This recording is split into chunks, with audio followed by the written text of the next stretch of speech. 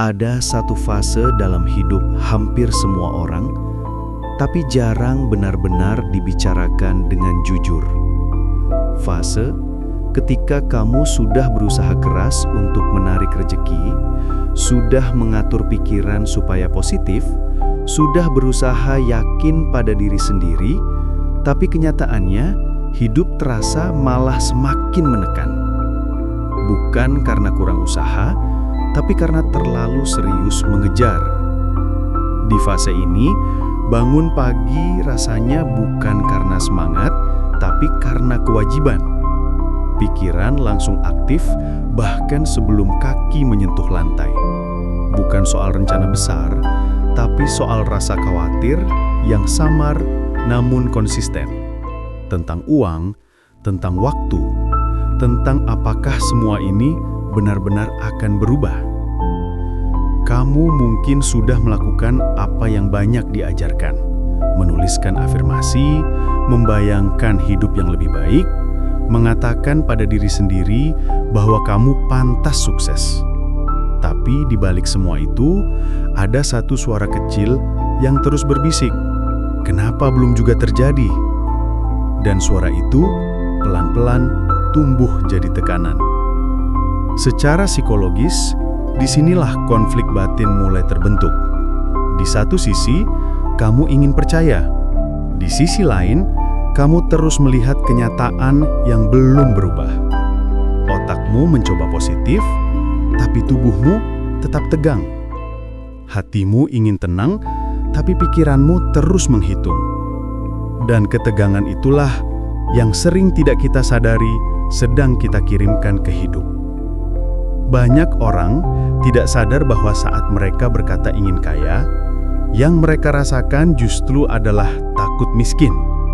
Saat mereka berkata ingin berlimpah, yang sesungguhnya ada di batin adalah rasa kurang. Dan hukum batin bekerja bukan dari kata-kata, tapi dari rasa yang paling dominan. Inilah titik awal kesalahan besar dalam memahami Law of Attraction. Bukan karena konsepnya salah, tapi karena kita mempraktikannya dari keadaan batin yang salah. Kita menarik bukan dari keyakinan penuh, tapi dari kecemasan. Bukan dari rasa cukup, tapi dari rasa kekurangan. Secara spiritual, kondisi ini mirip seperti orang yang berdoa sambil terus mengeluh.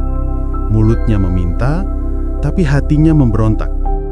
Dan hidup merespon bukan dari permintaan di permukaan, melainkan dari getaran terdalam.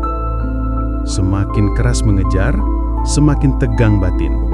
Semakin tegang batin, semakin sempit cara pandang. Semakin sempit cara pandang, semakin sedikit peluang yang terlihat. Dan siklus itu berulang. Di luar sana, kamu mungkin melihat orang-orang yang hidupnya terlihat lebih santai. Mereka tidak terlihat sibuk menarik apapun, tidak terlalu banyak bicara soal manifestasi, tidak juga kelihatan ambisius. Tapi, hidup mereka seperti mengalir. Rezekinya datang melalui jalan yang kadang tak terpikirkan. Awalnya, kamu mungkin mengira itu kebetulan, atau privilege, atau keberuntungan semata. Tapi, kalau diperhatikan lebih lama, ada satu perbedaan mendasar antara mereka dan orang yang kelelahan mengejar. Mereka tidak hidup dalam mode butuh. Mereka tidak bangun setiap hari dengan batin yang berkata, "Aku harus dapat sesuatu hari ini," atau "Aku gagal." Mereka melakukan apa yang bisa mereka lakukan dengan tenang. Mereka bergerak, tapi tidak menggenggam hasil terlalu erat. Secara psikologis, orang seperti ini berada pada kondisi yang lebih stabil. Sistem saraf mereka tidak terus-menerus berada dalam mode siaga. Pikiran mereka tidak dikuasai ketakutan akan kekurangan. Dan ketika pikiran tenang, keputusan menjadi lebih jernih. Orang yang terlalu mengejar sering tidak sadar bahwa dirinya sedang hidup di masa depan yang belum ada. Setiap hari pikirannya lompat ke depan, membayangkan hasil, membayangkan pencapaian, membayangkan kondisi ideal. Tapi, tubuhnya masih berdiri di hari ini. Ketidaksinkronan ini menciptakan kelelahan emosional yang besar. Dan saat emosi lelah, kita cenderung salah melihat arti. Kegagalan kecil terasa seperti bukti bahwa kita tidak layak. Hambatan kecil terasa seperti pertanda bahwa hidup menolak kita. Padahal, seringkali itu hanya bagian dari proses yang wajar. Secara spiritual, terlalu mengejar adalah tanda batin belum berserah. Kita berkata percaya, tapi sebenarnya ingin memegang kendali penuh.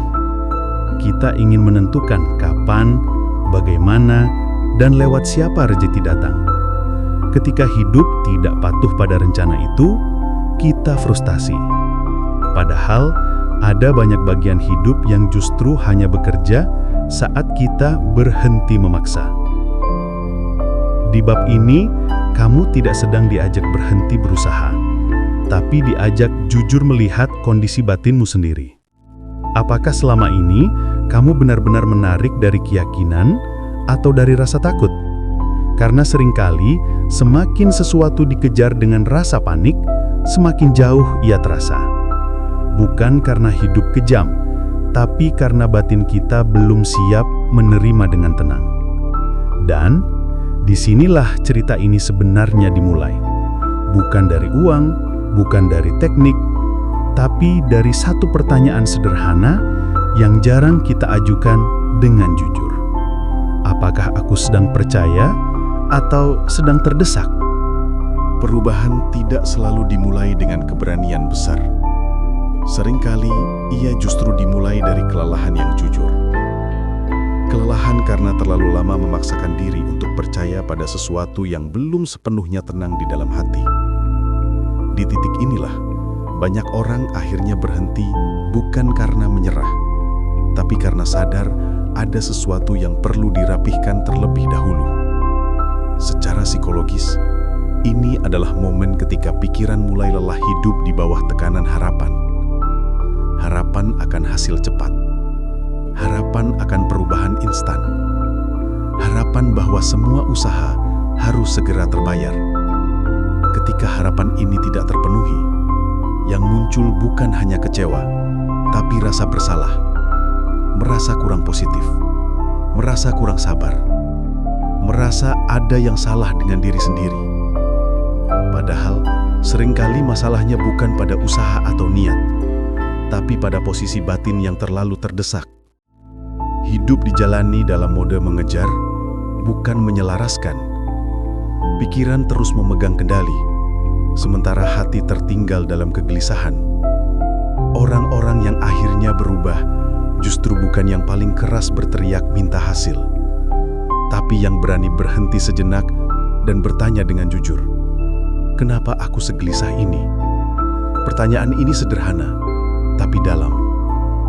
Karena di balik kegelisahan itu, biasanya ada rasa takut kehilangan, takut gagal, dan takut dianggap tidak cukup.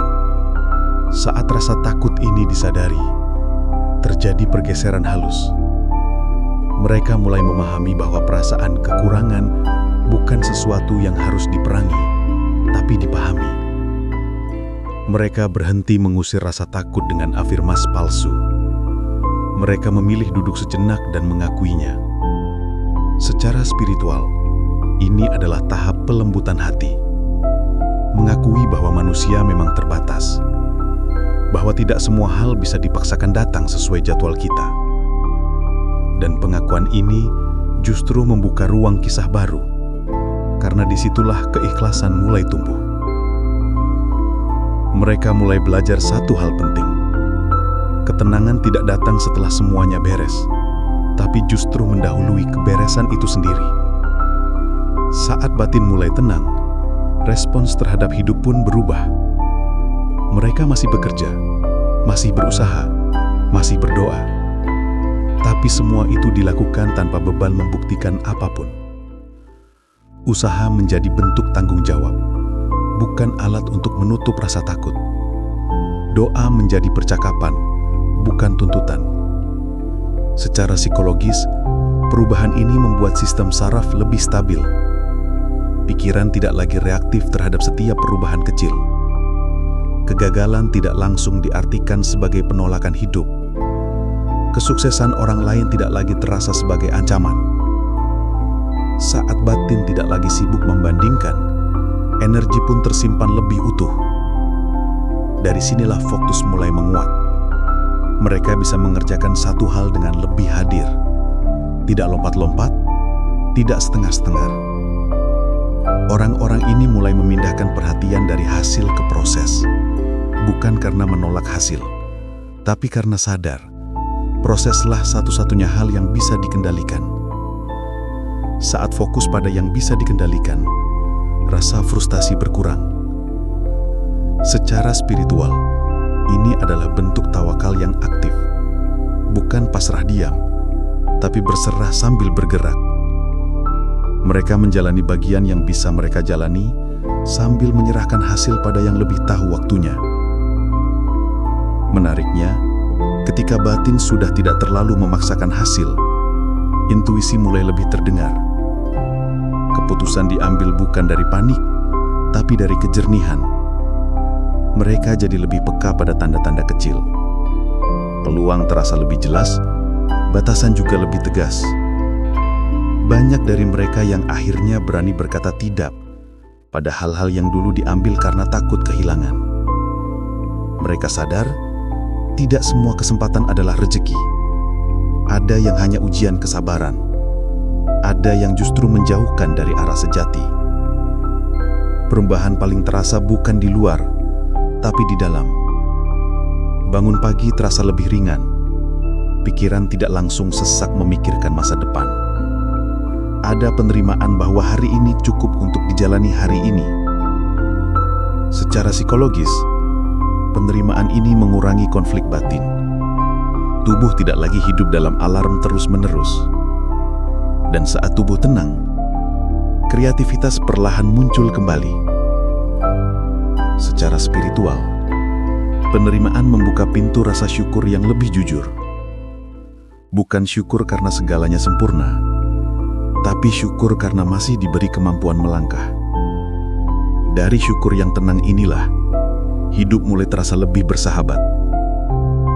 Di fase ini, law of attraction tidak lagi diperlakukan sebagai alat untuk menarik sesuatu, tapi sebagai cermin kondisi diri. Mereka melihat bahwa yang tertarik ke dalam hidup bukan apa yang mereka harapkan, tapi apa yang sedang mereka rasakan terus-menerus. Saat rasa cukup mulai tumbuh, hidup mulai memberi cukup. Saat kepercayaan menggantikan kecemasan, peluang datang tanpa dipaksa. Semua terasa tidak ajaib, tapi sangat masuk akal. Dan inilah pergeseran terbesar yang terjadi di bab ini.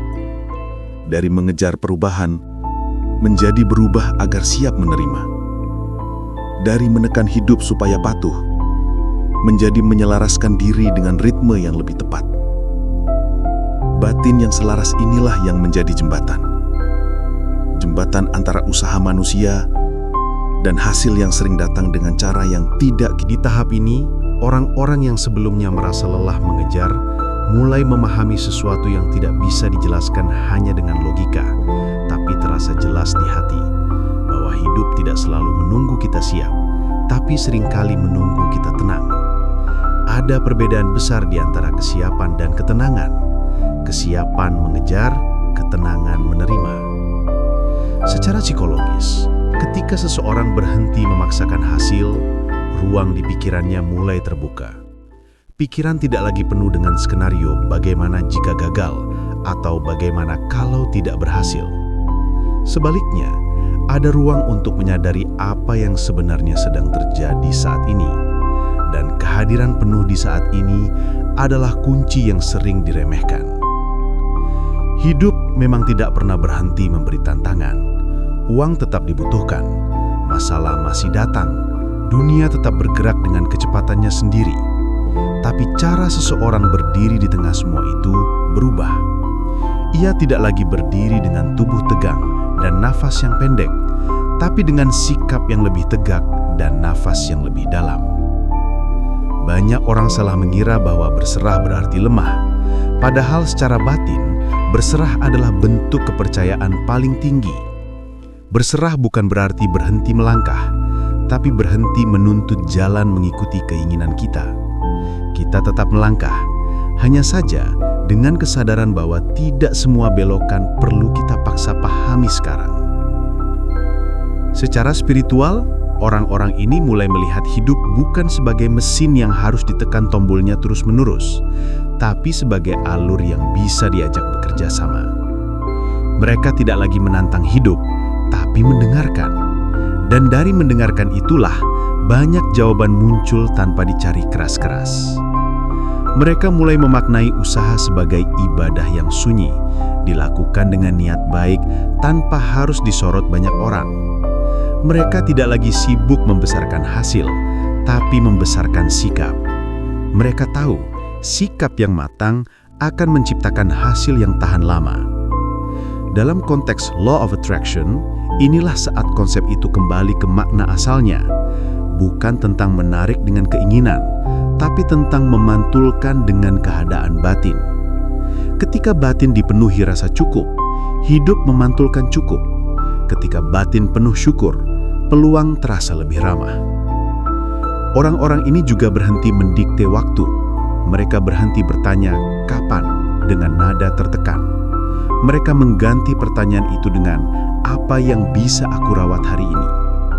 Pergeseran kata ini kecil, tapi dampaknya menenangkan. Karena begitu waktu tidak lagi menjadi musuh, hidup terasa lebih kooperatif. Hari-hari tidak lagi terasa dikejar. Bahkan penantian pun tidak lagi terasa sebagai hukuman, tapi sebagai bagian dari pembentukan. Secara psikologis, mereka yang hidup dalam ritme ini memiliki daya tahan emosi yang jauh lebih kuat. Mereka tidak langsung runtuh oleh satu kegagalan. Mereka juga tidak mabuk oleh satu keberhasilan. Emosi bergerak, tapi tidak ekstrim. Kesadaran ini membuat mereka tidak lagi bergantung pada validasi luar. Mereka tidak membutuhkan tanda-tanda besar untuk merasa percaya diri. Cukup dengan mengetahui bahwa mereka berjalan selaras dengan nilai yang mereka pegang. Secara spiritual, titik ini sering ditandai dengan rasa syukur yang tidak ribut, tidak diumbar, tidak dibesar-besarkan. Syukur yang hadir sebagai ketenangan. Ada rasa cukup yang tidak bergantung pada angka. Dan dari rasa cukup inilah, rizki mulai terasa mengalir. Bukan selalu bertambah besar, tapi terasa stabil. Tidak mengagetkan, tapi konsisten. Tidak membuat pusing, tapi menenangkan. Menariknya, saat seseorang sudah tidak terlalu mengejar rizki, ia justru lebih mampu melihat peluang. Karena matanya tidak tertutup kecemasan. Ia bisa membaca situasi dengan lebih jujur. Bisa merasakan mana jalan yang selaras dan mana yang sekadar menggiurkan. Hidup tidak lagi direspon dengan panik, tapi dengan kebijaksanaan yang tumbuh dari pengalaman.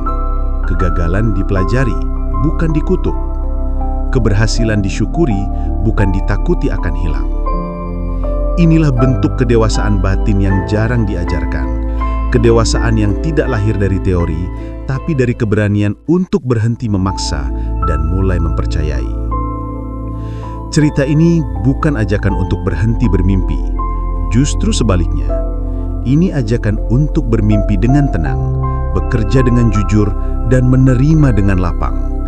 Karena mimpi yang dilapisi kecemasan sering melelahkan, sedangkan mimpi yang dilapisi kepercayaan terasa memberi tenaga. Jika hari ini kamu merasa semakin kamu kejar, semakin hidup menjauh, mungkin bukan karena kamu kurang layak. Bisa jadi karena hidup sedang mengajarkan satu hal penting yang selama ini terlewat. Bahwa yang perlu didekatkan bukan hasilnya, tapi hatinya. Saat hatimu kembali berada di tempat yang tenang, langkahmu akan lebih ringan. Dan saat langkahmu ringan, jalan yang berat pun terasa bisa dilalui. Mungkin inilah momen di mana kamu tidak perlu lagi menarik apa-apa. Cukup menjadi selaras. Karena dari selaras itulah, hidup akan menyambutmu dengan caranya sendiri. Dan seringkali, semua yang kamu cari datang setelah kamu berhenti mengejarnya dengan rasa takut.